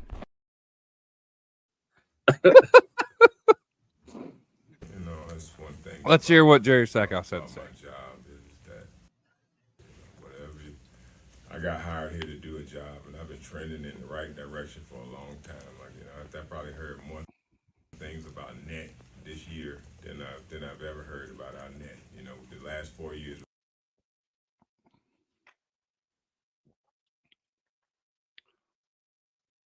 Before that, when we increased our net every year, I hadn't heard anything about that. So we've been doing a lot of good things, trying to trend in the right direction, and I know it's a lot of noise out there, a lot of things, but one thing I can say, no weapons formed against me shall prosper. You know what I'm saying? Because I got faith. Okay. With the man upstairs that he put me in this position for a reason, and everything that I'm going through right now, with this team and off the court, is ordained. The stuff that's gonna make me better, and I really feel about that. I hate that some of the narrative that keeps coming back, deals with a tweet or something from 21. I mean, if I could take it back, I wish I would. But at that point in time, that's how I felt, and that's how I addressed it. But at the same time, there was 12 disciples, right? And there's only one of them was a Judas. There's a lot of people pulling for me. There's a lot of people pulling for our team. And I just try to think about those people and make sure that I continue to do my job and focus on these guys and helping them get better. And then I'll live with the result from there. Wow. That's a lot to unpack right there. Yeah, a lot to unpack. I agree. That's that's rough. That's the question is, who's Judas? Yeah, I mean, I get the biblical reference, and that's great. Don't get me wrong. Who the heck is Judas? Am I Judas for calling for his butt to be fired? Apparently you are. That's how I heard it. Yeah, that's right. He's sitting there going, Vandy Chris. I don't think he's saying Vandy Chris. I think he's saying something else. Yeah, right. He's been known to say other things about Vandy fans. Yeah. Hey, it is what it is. But, man, Well, as we wrap up, because we got about 15 minutes left. All right, Matt says Kentucky will make the Elite Eight at least. I'll take Mark that it bet. down. They will get it figured out. I'll take that bet. Hair versus hair. Come on, Matt. That's not fair. You need a haircut. If they make the Elite Eight, I'll shave my head. If they don't, you shave your head, Matt. There you go. I like it. I don't like where this is going. This sounds like something that Kenny's involved in. Nah. Where's Calipari go if not? That's a very good I think he question. rides off into the sunset. Well, he can go where the other former Kentucky coach is at. He can go to New York City and take over St. John's for Slick Rick Pitino. Because what that guy just did this last weekend is, he's probably not going to last long there either. No. Honestly, Calipari needs to go to the NBA. Just be done with it. Get a cush job. So and that brings up an interesting question too. If Calipari's gone, who do you get? Will Wade, I baby. think there's only. Damn it, Cody. There's only one name that fits that job. Checkered past, wins a lot of games. It's Will Wade. Period. The end. To Kentucky? Yes. Oh God.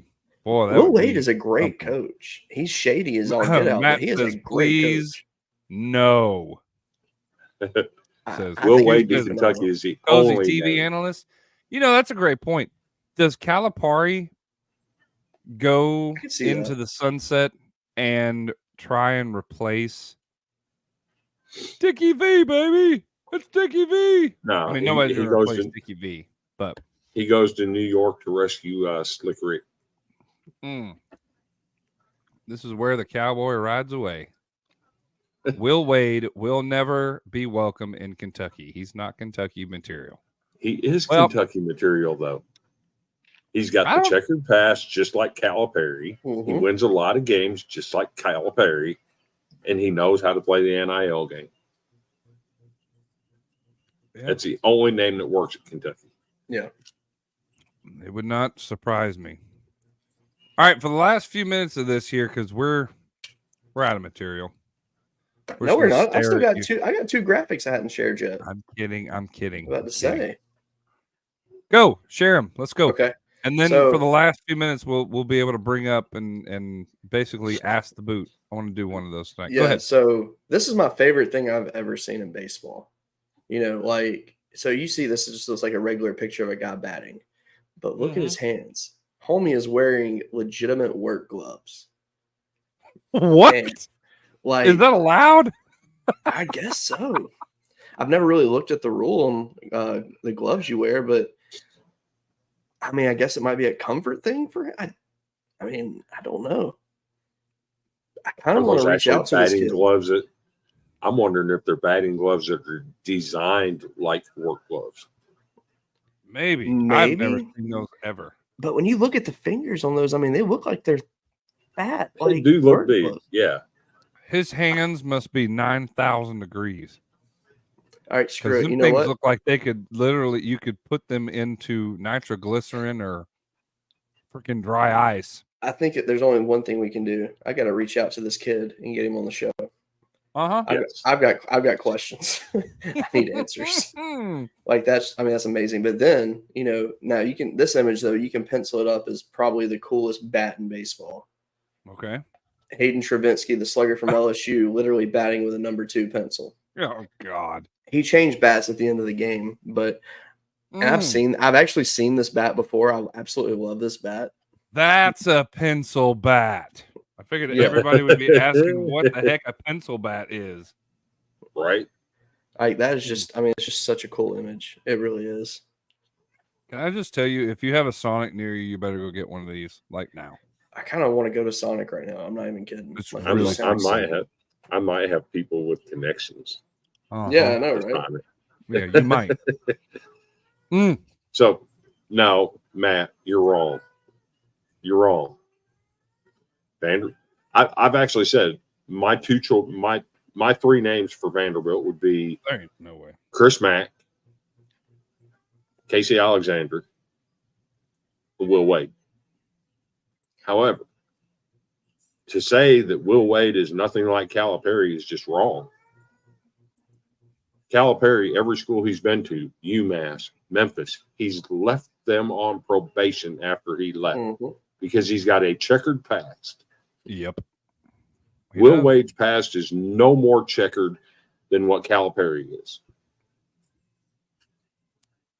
The only thing Will Wade did was use NIL before it was legal. And got caught. And got caught. It's legal now. So true. And he look has what he's McNeese done. in a good spot. Everywhere he's been, he's won. He's the only name that fits at Kentucky. Yep. And when you look at the history of Kentucky coaches, Eddie Sutton, Rick Pitino. Hey, GQ, there's something called a charger. If you didn't know, they all had checkered past. True. So Will Wade definitely fits that bill. Yeah. So, well, boys, it's been a good show. Everybody in the comments. I wonder what JQ thinks. Who he thinks. Well, I'm about to add. I'm about to ask. It is for the last 10 minutes here. We want to throw out in the comment section. Throw us some questions at us. Put your comment. Put your questions in the comments. We want to have a Q&A session. Ask the boot. Ask us anything. Any question, any topic you got. You got 10 minutes to ask it, and then we're out of here. Matt Painter, GQ says. Ooh.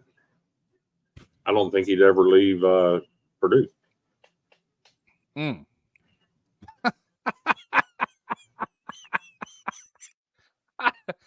Sarah, I don't know. Investigate why our living room smells like poop.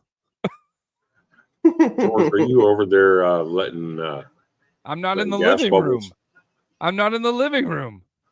That doesn't make any sense. Will Purdue. Will Purdue. He don't even coach. He don't coach anywhere. I swear. Now he's just messing with you because he's mad because you literally took a dump on his god Calipari. So now he's really mad. How funny is it that Clemson got beat down 18-1? Yeah, Kennesaw State. That's the best win of the season by any team because they did it on the road. Oh, hey, hold on. We have an emergency question that just came in. Emergency I have a question. Whose kid do I need to smell to get a master blaster? I have a question. Whose kid do I need to smell to get a master blaster?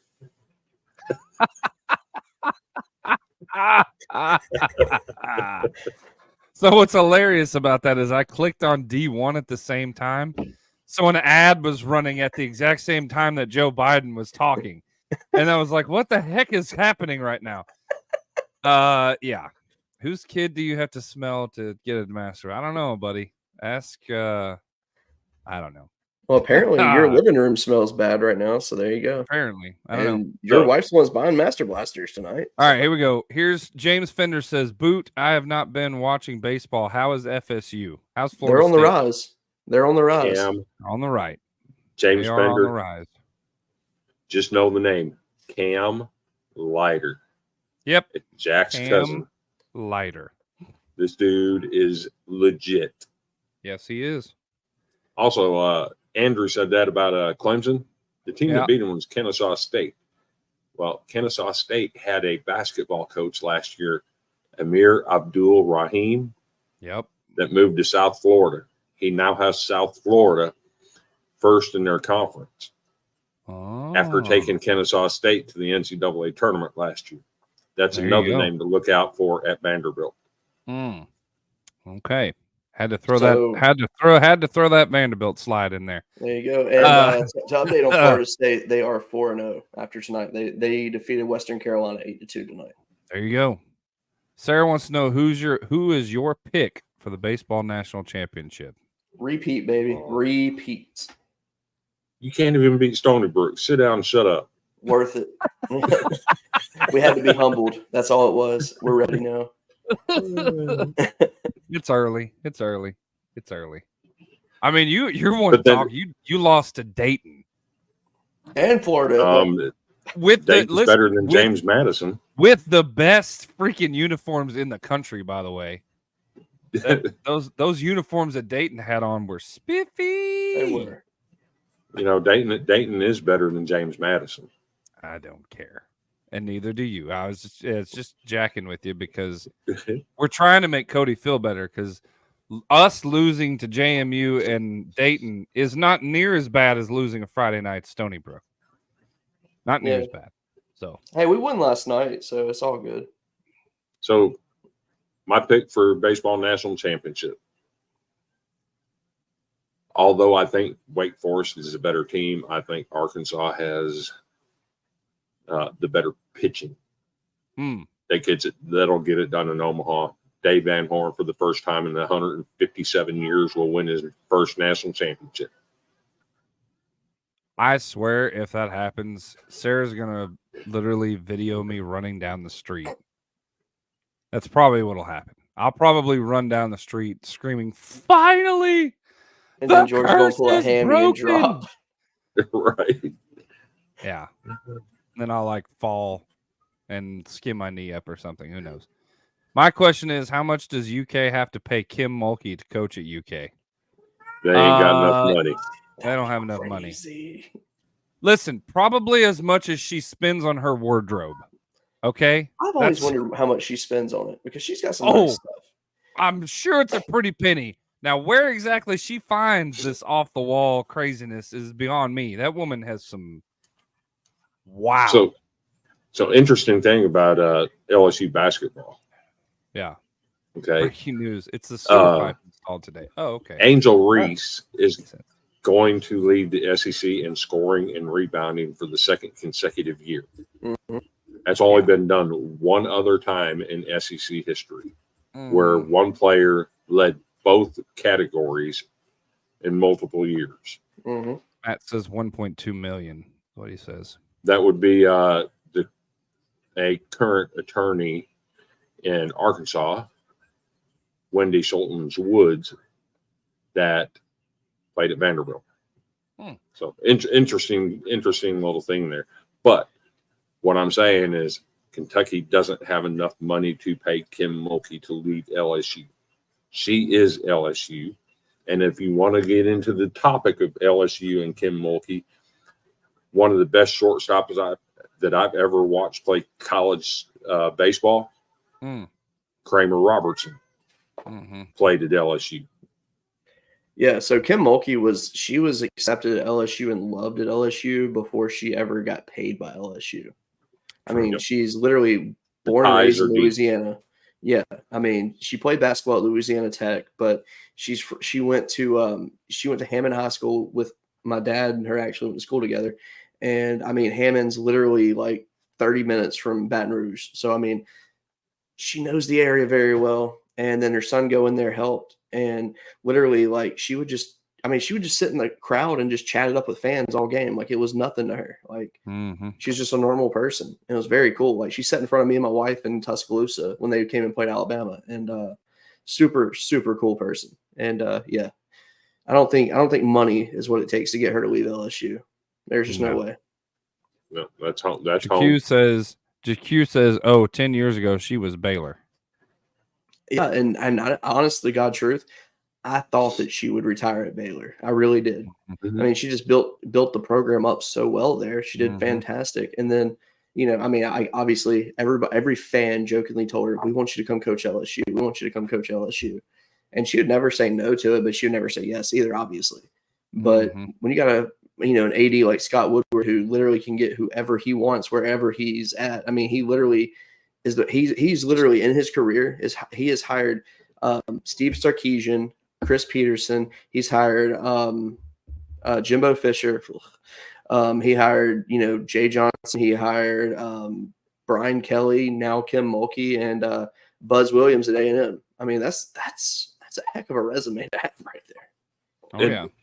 And what's interesting about when he hired Jay Johnson is he flew to Omaha and he met with Tim Corbin.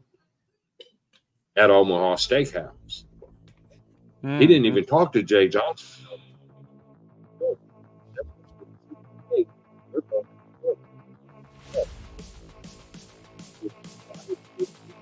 With Corbin to see who he recommended, and he recommended Jay for that job. And we thank Tim for that every day. Every single day. Yep. Well, that about wraps it up tonight, gentlemen. This has been a fantastic show. I was very glad to get back. What? We started the show with the rodeo, and we can finish it up with horse racing. We got all the crazy clothes she wants up here. We got derby clothes. There you go. There you go. Speaking of, real quick, I will tell you right now, my final thoughts. Dave Portnoy was in Spa Town in my hometown giving a pizza review, and I had no idea. At DeLuca's Pizza in Hot Springs, they scored an 8-7, and that pizza is fire, boy. 8-7 is like a 10 for most people. Yeah.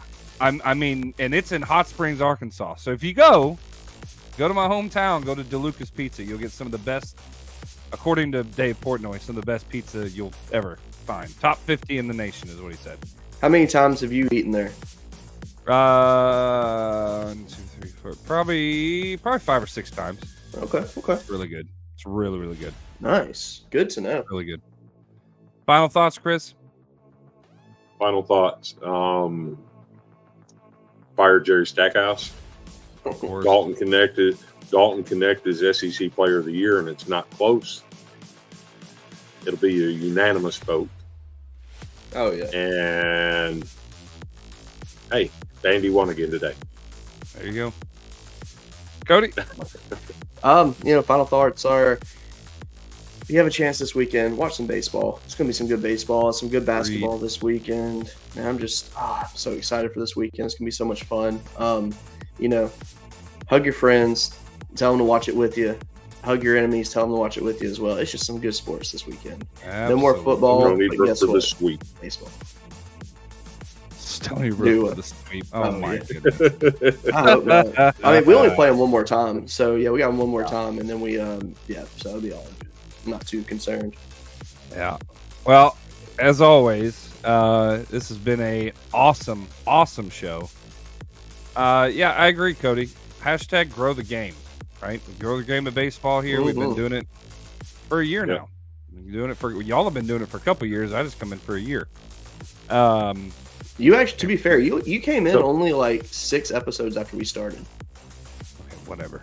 It seems like you guys have been doing it a whole lot longer than me, but I guess not. So I wanted to throw this out there too.